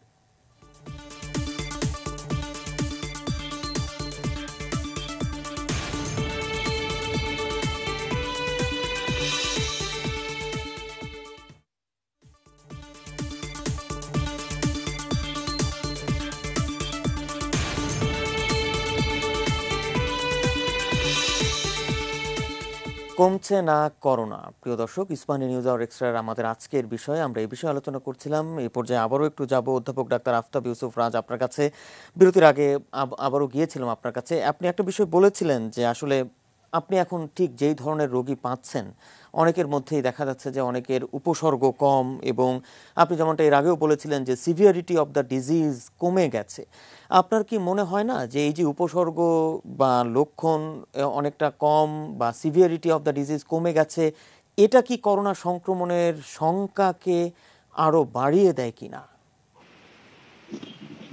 না, সংক্রমণের সংখ্যাটা বাড়িয়ে দেবে কিনা এটা বলা মুশকিল, কিন্তু যেটা মানে প্র্যাকটিক্যালি আমরা পাচ্ছি, আমি সেটার উপর ভিত্তি করে কথা বলছি। আসলে তো ডিজিজ সিভিয়ারিটি কমে আসছে। আমরা চেম্বারে আমরা আগে যেরকম 2 মাস আগে যেরকম রোগী পেতাম, শ্বাসকষ্ট নিয়ে আসতো, অক্সিজেন লাগতো, আইসিইউ অ্যাডমিশন অনেক বেশি ছিল, জ্বরের সাথে প্রচন্ড উইকনেস, দুর্বলতা নিয়ে আসতো, সেগুলো কিন্তু অনেক কমে গিয়েছে। বিশেষ করে জুলাইয়ের শেষ থেকে এবং অগাস্টে এসে আমরা কিন্তু রোগী পাচ্ছি, কিন্তু রোগীর নাম্বারও কিন্তু কমে আসছে। এবং যে রোগীগুলো পাচ্ছি আমাদের কাছে কিন্তু, যেহেতু শিশু বিশেষজ্ঞ হয়ে একটা সুবিধা হয়েছে যে বাচ্চার সাথে কিন্তু বাবা মাও আসে, সুতরাং আমরা কিন্তু অ্যাডাল্ট পিকচারটার সাথে সাথে বাচ্চাদের পিকচারে দুটোই পাচ্ছি, এবং আমরা দেখতে পাচ্ছি আসলেই এই ডিজিজের সংক্রমণের যে উপসর্গের যে মাত্রাটা অনেক কমে আসছে। আমাদের টেলিমেডিসিন আমরা করছি, টেলিমেডিসিনে বাবা মা বলছে যে আমরা ফ্যামিলিতে আমরা 4-5 জন আক্রান্ত, কিন্তু আমাদের মধ্যে কোনো উপসর্গ নাই, বা উপসর্গ থাকলেও হালকা জ্বর, এবং এই জ্বরটা 2-3 দিন পরে চলে যাচ্ছে। তারা কিন্তু এখন আগে যেরকম ডক্টর তৌফিক বলেছিলেন, ডক্টর মোস্তাক ভাই বললেন যে ওই যে মিসইউজ অফ ড্রাগ, প্যানিক হয়ে অ্যান্টিবায়োটিক খাওয়া, আইভারমেকটিন খাওয়া, এবং আইসিইউতে ব্রড স্পেকট্রাম অ্যান্টিবায়োটিক ইউজ করা। এখন কিন্তু আমি স্কয়ার হসপিটালের কথা বলবো যে আমাদের কিন্তু আইসিইউ অ্যাডমিশন অনেক কমে গিয়েছে, এবং এখন প্যারেন্টসরা টেলিমেডিসিন বলেন চেম্বারে এসে কিন্তু তারা ওষুধের জন্য বলছে না, তারা বলছে, এবং এটা আমার কাছে খুবই পজিটিভ লাগছে যে তারা কিন্তু হেলথ এডুকেশনটা কিন্তু, জানি না মিডিয়ার মাধ্যমেও হতে পারে, media plays a very big role, এবং তারা নিজেরাও বিভিন্ন ভাবে হয়তো গুগলের মাধ্যমে হোক বা পড়াশোনা করে হোক, তারা কিন্তু একটা এই নিউট্রিশনের ব্যাপারে তারা কিন্তু বেশ ইন্টারেস্টেড হচ্ছে। তারা কিন্তু এখন চেম্বারে আসছে এবং এসে বলছে ডক্টর, যেটা 2 মাস আগেও বলতো যে আমাকে অ্যান্টিবায়োটিক দিয়ে দেন, আমাকে অ্যাজিথ্রোমাইসিন দেন, আমাকে আইভারমেকটিন, নিজেরা এসে বলতো আমাকে আইভারমেকটিন প্রেসক্রাইব করে দেন। তারা এখন এসে বলছে যে আমাকে একটু ইমিউন বুস্টিং, আমাদের রোগ প্রতিরোধ ক্ষমতা কিভাবে বাড়ায় ওই খাবারগুলো দেন, কি কি ওষুধ আমাকে রোগ প্রতিরোধ ক্ষমতা বাড়িয়ে দেবে সেগুলো আমাকে একটু বলেন।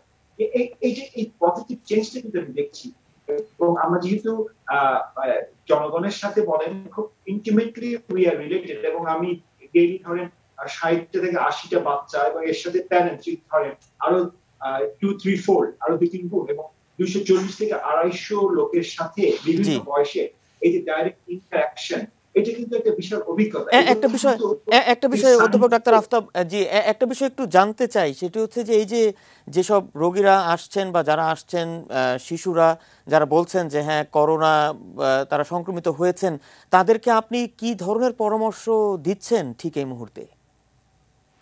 হ্যাঁ, এখন তো পরামর্শটা হলো যে প্রথমে এজ এ চিকিৎসক হিসেবে আমার প্রথমেই হচ্ছে পরামর্শটা আমি দিয়ে থাকি যে তাদের, আমি জোর দিয়ে থাকি তাদের মানসিক ভাবে তাদের যেন আমি দৃঢ় রাখতে পারি, মানসিক ভাবে যেন তারা ভেঙে না পড়ে। আমার কাছে কিন্তু ওষুধটা হলো সেকেন্ডারি, বিকজ এই কোভিড যে ভাইরাস, এখানে অ্যান্টিবায়োটিকের কোনো রোল নাই, এবং যেহেতু এখন সিমটম কম পাওয়া যাচ্ছে এবং রোগীরা প্রত্যাশাও করছে, আমাদের কাছে প্রত্যাশা করছে যে আমরা তাদের জন্য নিউট্রিশন গাইডলাইনটা দিই, তারা যেন ভালোভাবে এই রোগটাকে মোকাবেলা করতে পারে, এবং প্রতিরোধমূলক ব্যবস্থা। আমি সবার আগে বলি যে আপনাকে একটা স্মার্ট হতে হবে, একটা স্মার্ট নেশন। একটা স্মার্ট নেশন কিন্তু যে কোনো দুর্যোগ স্মার্ট করতে পারবে।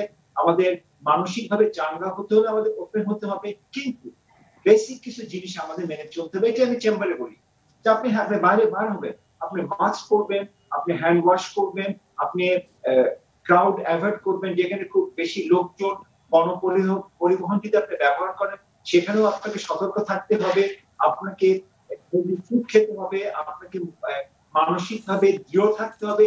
এই সবকিছু নিয়ে আমাদের এগোতে হবে, কারণ কোভিড-19 বা করোনা ভাইরাসটা কিন্তু আমাদের সাথে আরো বেশ কিছু মাস বা কিছু বছর থাকতে পারে, এটা কেউ কিন্তু প্রেডিক্ট করতে পারছে না, এবং এটা কিন্তু মেবি লাইক একটা ইনফ্লুয়েঞ্জা ভাইরাসের মধ্যে হয়ে যেতে পারে, যেমন আমরা প্রতি বছর ইনফ্লুয়েঞ্জা ভাইরাসে ভুগে থাকি।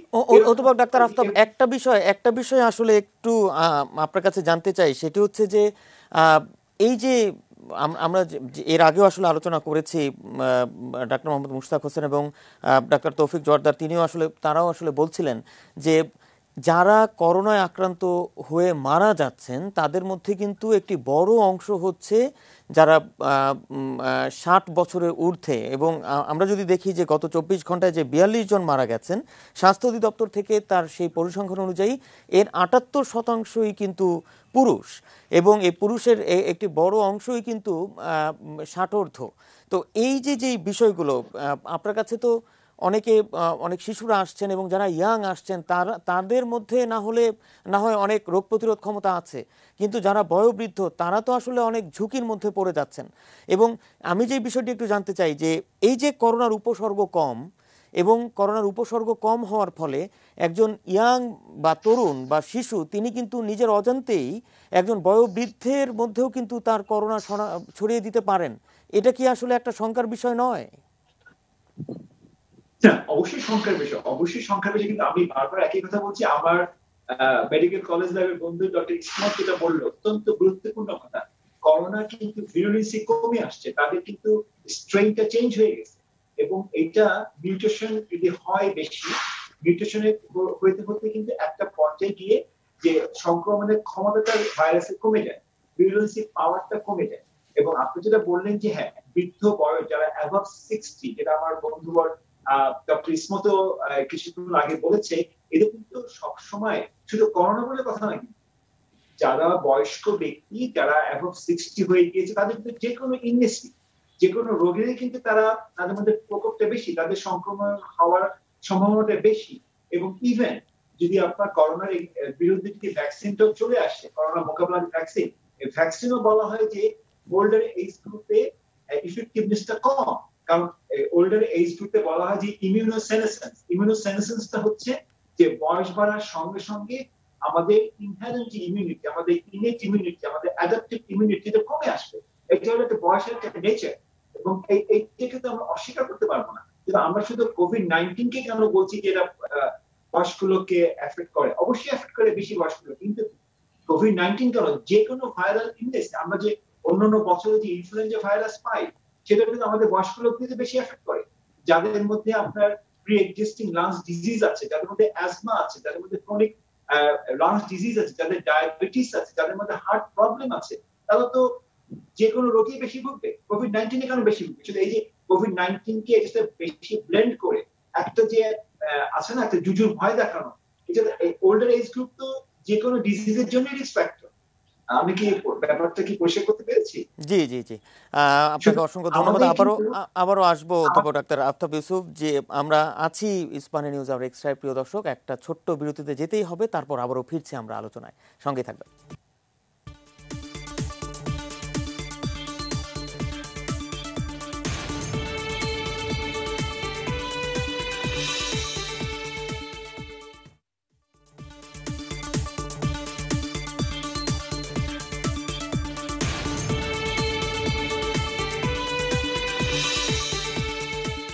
কমছে না করোনা। প্রিয় দর্শক, ইস্পাহানি নিউজ আওয়ার এক্সট্রা আমাদের আজকের বিষয় একেবারে শেষ পর্যায়ে আছি। এই পর্যায়ে একটু আবারও যাব ডাক্তার ইসমত কবিরের সঙ্গে।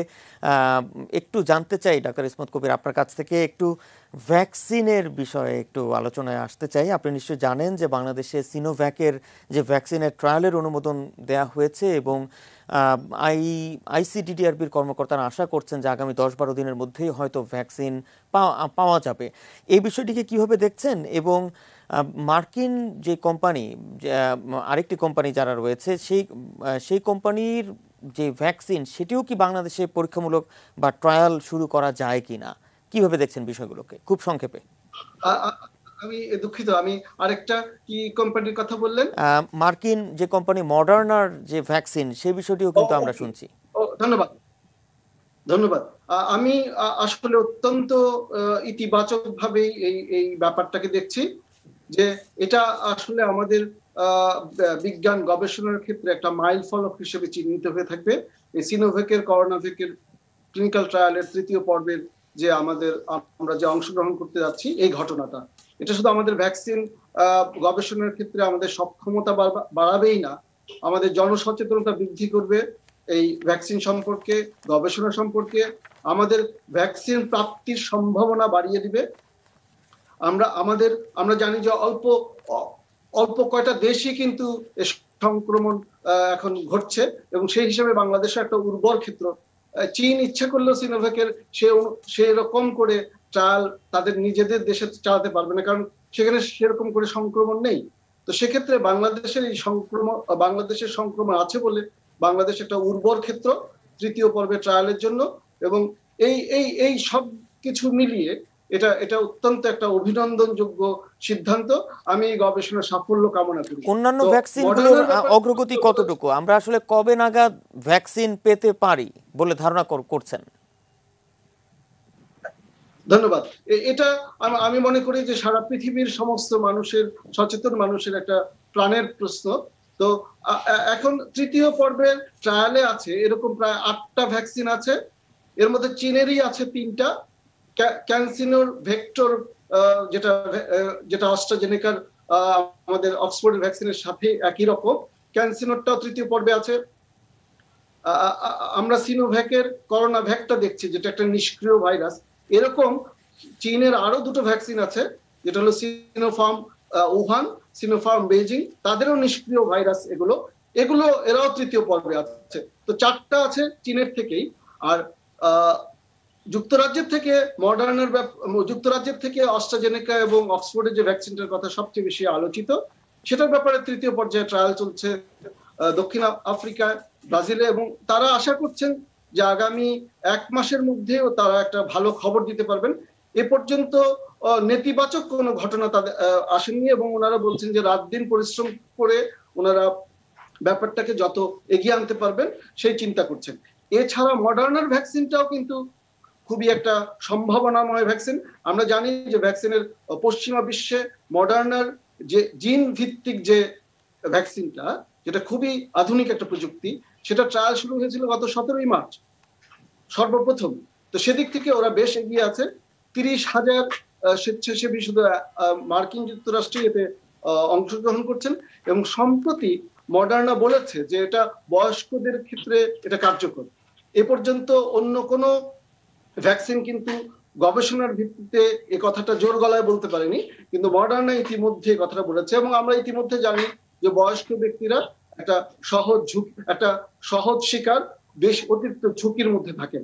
তো সুতরাং তাদের ক্ষেত্রে যদি একটা ভ্যাকসিন কাজ করে থাকে, নিরাপদ হয়ে থাকে, এটা সত্যি একটা আশার সংবাদ। শুধু তাই না, এ প্রসঙ্গে আমি বলতে চাই যে শুধু ভ্যাকসিন তৈরি হয় যথেষ্ট না।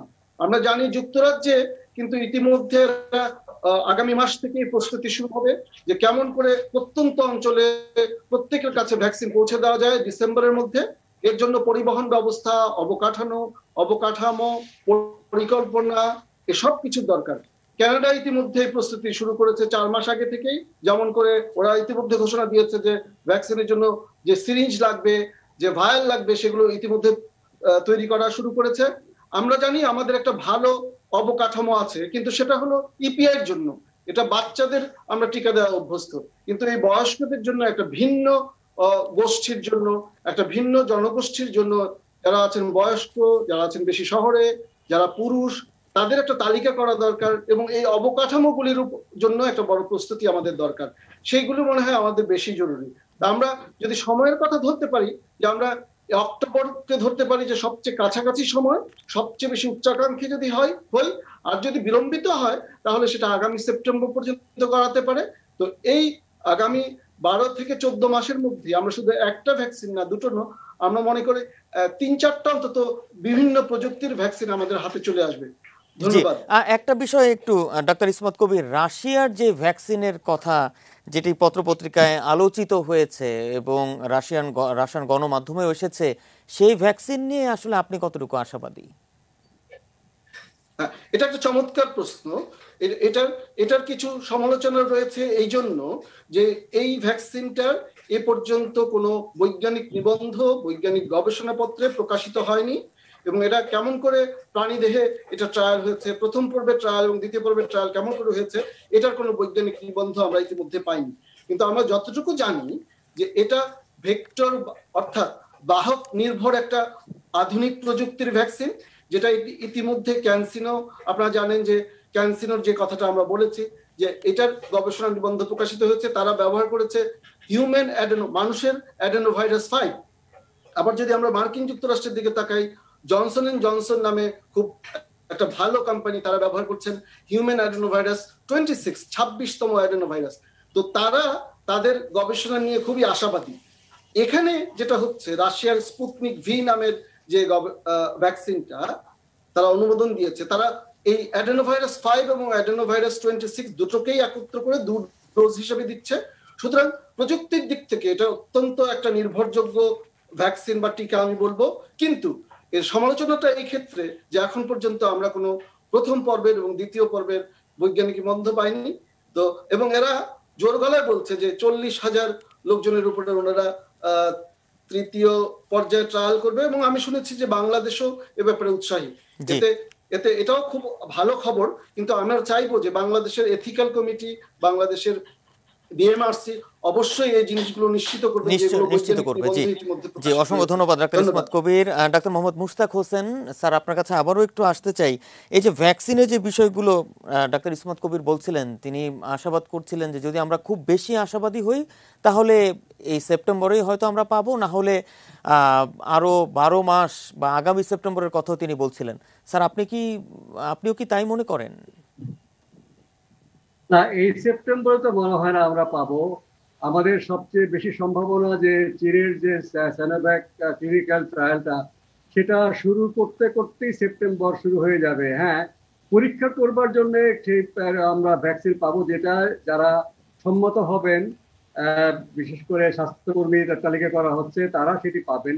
কিন্তু সবার জন্য ব্যবহার করে উপযোগী করে নিরাপদ ভ্যাকসিন সেটা করতে আমার তো মনে হয় আমাদের আরো বেশি সময় অপেক্ষা করতে হবে। আগামী বছরের শেষ দিকে হয়তো সেটা পাওয়া যাবে। স্যার, আগামী বছরের শেষ দিকে অর্থাৎ স্যার আগামী ডিসেম্বর নাগাদ আমাদেরকে অপেক্ষা করতে হতে পারে।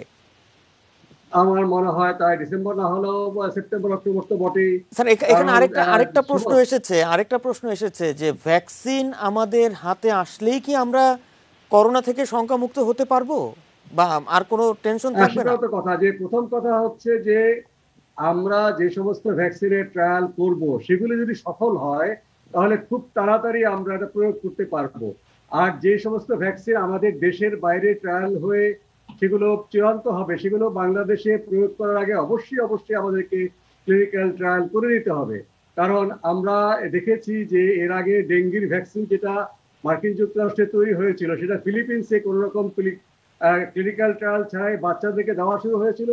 অনেক শিশু মারা যাওয়ার পরে তারা বন্ধ করে দিয়েছে। আমরা বাংলাদেশে প্রায় শুরু করতে যাচ্ছিলাম, আমরা ফিলিপিন্সে ঘটনা শোনার পর তাড়াতাড়ি বন্ধ করে দিয়েছি। কাজে একটা নতুন ভ্যাকসিন, নতুন রোগ, নতুন ভাইরাস, এটা আমাদের এখানে পরীক্ষা করেই করতে হবে। তবে এই জন্য বাংলাদেশ সরকার অবশ্য, আমি যতটুকু জানি, তারা সমস্ত বিকল্প খোলা রেখেছে। যতগুলো প্রতিষ্ঠান আমাদের এখানে ক্লিনিক্যাল ট্রায়াল করতে চান তাদের সবার জন্য এখানে উন্মুক্ত করা হয়েছে। তো আমরা জানি না যে এই যে বিভিন্ন ধরনের ভ্যাকসিনের সুন্দর বর্ণনার একটা স্পট দিয়েছে যে কোনটা ভাইরাল ভ্যাকসিন, কোনটা ভাইরাল ভেক্টর ভ্যাকসিন, কোনটা নিউক্লিক অ্যাসিড ভ্যাকসিন, কোনটা প্রোটিন বেসড ভ্যাকসিন, কোনটা সফল হবে, কোনটা কার্যকরী হবে, কোনটা নিরাপদ হবে এবং কোনটা অ্যাফোর্ডেবল হবে, আমরা কিনতে পারবো বা আমরা পাবো। কাজে সেটা যত বেশি আমরা ভ্যাকসিনের ট্রায়াল করব তত বেশি সম্ভাবনা আমরা নিজেরাই ব্যবহার করতে পারবো। না হলে আমাদেরকে বিশ্ব স্বাস্থ্য সংস্থার মাধ্যমে কোভ্যাক্স, তার মধ্য দিয়ে আমরা চেষ্টা করতে হবে। দ্বিপাক্ষিক ভাবে যারা ভ্যাকসিন তৈরি করছে তাদের সাথে আমরা করছি, রাশিয়া, চায়না, ভারত, এমনকি মার্কিন যুক্তরাষ্ট্র, ব্রিটেন, সবার সাথেই দ্বিপাক্ষিক কথাবার্তা শুরু হয়েছে। এবং বহুপাক্ষিক বিষয় তো আছে, বিশ্ব স্বাস্থ্য সংস্থা, সেখানে আপনার সেপি, গাভি ইত্যাদির সাথে বাংলাদেশ অংশগ্রহণ করছে। আমাদের সমস্ত দিকেই চেষ্টা করতে হবে। এবং আরেকটা সবচেয়ে গুরুত্বপূর্ণ, আমাদের বাংলাদেশে যারা ভ্যাকসিন তৈরি করতে চাচ্ছেন তাদেরকে সর্বপ্রকার উৎসাহ দেওয়া হচ্ছে। এবং একটি প্রতিষ্ঠান তারা বলছে তারা ভ্যাকসিন তৈরি করার চেষ্টা করছে। তারা অবশ্য আমরা ইদানিং তাদের হয়তো কোনো ঘোষণা দেখছি না, নিশ্চয়ই করার চেষ্টা করছেন। এবং যেটা গুরুত্বপূর্ণ কথা ডক্টর ইসমাত বলেছেন যে এই ভ্যাকসিন তৈরির গবেষণার যে বিপুল কর্মযজ্ঞ, সেখানে বাংলাদেশের বিজ্ঞানীদেরকে পিছিয়ে থাকলে চলবে না। আমরা যদি এইখানে ক্লিনিক্যাল ট্রায়ালে অংশগ্রহণ করি, আমরা এখানে নিশ্চয়ই ভ্যাকসিন তৈরি করবার প্রযুক্তিতে এগিয়ে যাব। এবং যাদের ক্লিনিক্যাল ট্রায়াল করবো আমরা, তাদের সঙ্গে এই সমঝোতাই আমরা করব যে যদি ভ্যাকসিনটা সফল হয় এর উৎপাদনের অংশীদারও আমরা হতে চাই। ইতিমধ্যে একটি সংগঠন তারা ভারতের কোম্পানির সঙ্গে চুক্তি করেছে। জি, অসংখ্য ধন্যবাদ ডাক্তার মোহাম্মদ মুশতাক হোসেন। ডাক্তার তৌফিক জোয়ারদার, আমরা একেবারে শেষ পর্যায়ে, আপনার শেষ মন্তব্য। আসলে ভ্যাকসিন নিয়ে আলোচনা খুবই ফ্যাসিনেটিং আলোচনা এবং দীর্ঘ আলোচনা সম্ভব। একটা কথা খুব পৃথিবীতে চলছে, সেটাকে বলা হচ্ছে ভ্যাকসিন ন্যাশনালিজম। যেমন ইউকে, ইউএসএ এবং ইইউ, এই তিনটা মানে রাষ্ট্রপুঞ্জ বা রাষ্ট্র মিলে বিশ্বের প্রায় 2.6 বিলিয়ন ফার্স্ট 2.6 বিলিয়ন ভ্যাকসিন তারা অলরেডি নিজেদের করায়ত্ত করে ফেলেছে। তো এটা নিয়ে প্রচুর কথাবার্তা হচ্ছে। তো এখন ভ্যাকসিন তৈরি হওয়াটাই আসলে বড় কথা না, সেই ভ্যাকসিন আমাদের দেশে কিভাবে আমরা আসতে পারি তার জন্য নেগোসিয়েশন করা, তার জন্য যেভাবে আন্তর্জাতিক সংস্থাগুলোর উপর চাপ প্রয়োগ করা যায় সেই ব্যাপারে আমাকে আসলে চেষ্টা করতে হবে। ভ্যাকসিন রাতারাতি আমাদের দেশে চলে আসবে না, বরং আমরা যদি ভ্যাকসিন তৈরি হবে তারপরে আমার কাছে আসবে সেই অপেক্ষায় বসে থাকি, 3 থেকে 4 বছর লেগে যেতে পারে ভ্যাকসিন তৈরি হওয়ার পরে আমাদের হাতে আসতে। কাজেই ভ্যাকসিন তৈরি কখন হবে তার থেকে সেই ভ্যাকসিনটা যেন আমরা অ্যাক্সেস করতে পারি, আমাদের দেশে যদি ক্লিনিক্যাল ট্রায়াল হয় তাদের সাথে সেভাবে নেগোশিয়েট করা যেন আমরা প্রায়োরিটি বেসিসে ভ্যাকসিন সাকসেসফুল হলে সেটা পাই, সেই নেগোসিয়েশন গুলোর দিকে আমাদেরকে আসলে এখন থেকে বেশি জোর দিতে হবে। অসংখ্য ধন্যবাদ ডাক্তার তৌফিক জোয়ারদার। অধ্যাপক ডাক্তার আফতাব ইউসুফ রাজ, একেবারে শেষ মন্তব্য। আমি ভ্যাকসিন দিয়ে শেষ করতে চাই। হ্যাঁ, ভ্যাকসিনের ব্যাপারে আমি অত্যন্ত আশাবাদী। চাইনিজ গভর্নমেন্ট অত্যন্ত একটা সহযোগিতাপূর্ণ মনোভাব দেখিয়েছেন আমাদের প্রধানমন্ত্রীর আহ্বানে, এবং চায়নার সাথে অলরেডি আমরা ক্লিনিক্যাল ট্রায়ালে চুক্তিবদ্ধ হয়েছি।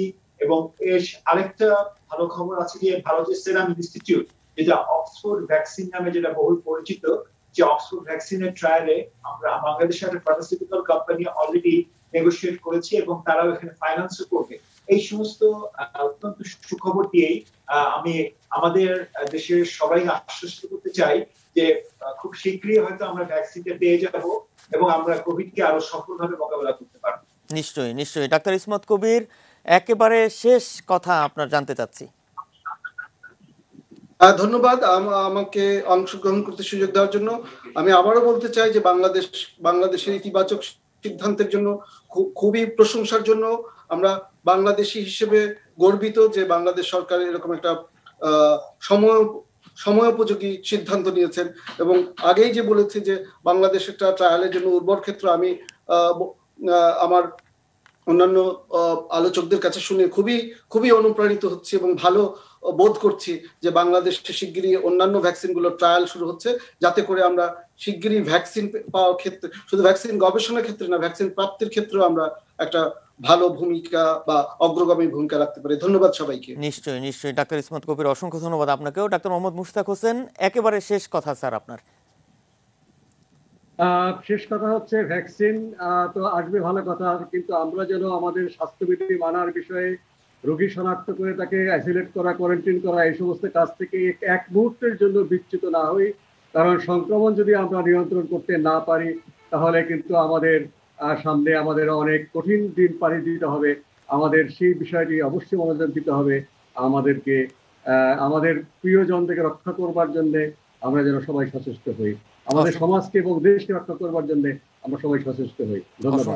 অসংখ্য ধন্যবাদ ডাক্তার মোহাম্মদ মুশতাক হোসেন, ডাক্তার তৌফিক জোয়ারদার, অধ্যাপক ডাক্তার আফতাব ইউসুফ রাজ এবং ডাক্তার ইসমত কবির, আপনাদের চারজনকে। প্রিয় দর্শক, এই ছিল আমাদের আজকের আয়োজন। আপনারা সবাই ভালো থাকবেন, সুস্থ থাকবেন, নিরাপদে থাকবেন, এটি নিউজের সাথেই থাকবেন। ধন্যবাদ।